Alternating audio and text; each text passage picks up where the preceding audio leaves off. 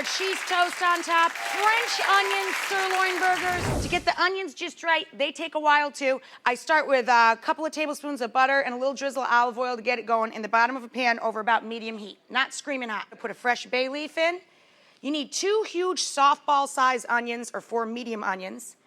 And caramelized onions, the trick is don't get the pan so screaming hot that they brown around the edges. You want a nice caramel color all over. You want to develop their sugars fully so they're nice and sweet and delicious. This may be my favorite burger of the 200 of them I think I've written, but only until next week when I come up with another one that I really like.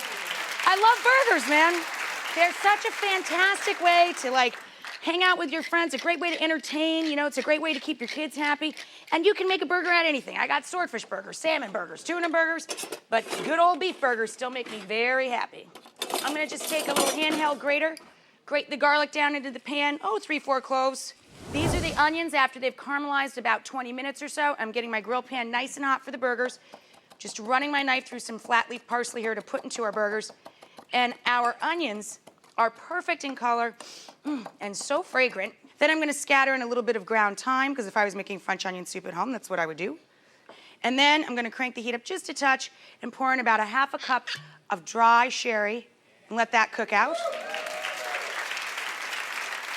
Okay, so my grill pan's nice and hot here, medium-high heat, or you could do it on the outdoor grill, or you could just make them in a big skillet, no problem there. I'm gonna pour some EVOO onto a plate so we can turn our burgers in a little bit of olive oil before we put them onto the grill.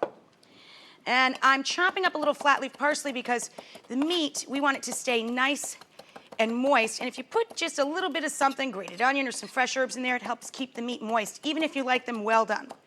Handful of that, salt and pepper, a little salt, a couple of tablespoons of Worcestershire. Take the rings off, and you just combine the meat together. This is nice, lean, 90% lean ground sirloin. Fantastic. Now, to make equal size big beef burgers, this is 2 pounds of meat, so each burger is gonna be a half pounder. Score it with the side of your hand, and then you can see, oh yeah, the burgers will be about the same size if I grab about that much beef. Put them on the plate with the EVOO. I love it when grill season comes around because I do all of the prep inside where it's air conditioned, and I say, oh honey, and send him out to the grill, cook everything outside on the grill. So you could also make them on the grill pan like we're doing right now though. It's a great year-round meal. Here we go, get these kids on there. Go. Now, over the break, I took store-bought French bread, a loaf of French bread, cut it nice and thick on an angle, toast it up in the oven, take 4 pieces off. You need 8 pieces total for 4 burgers.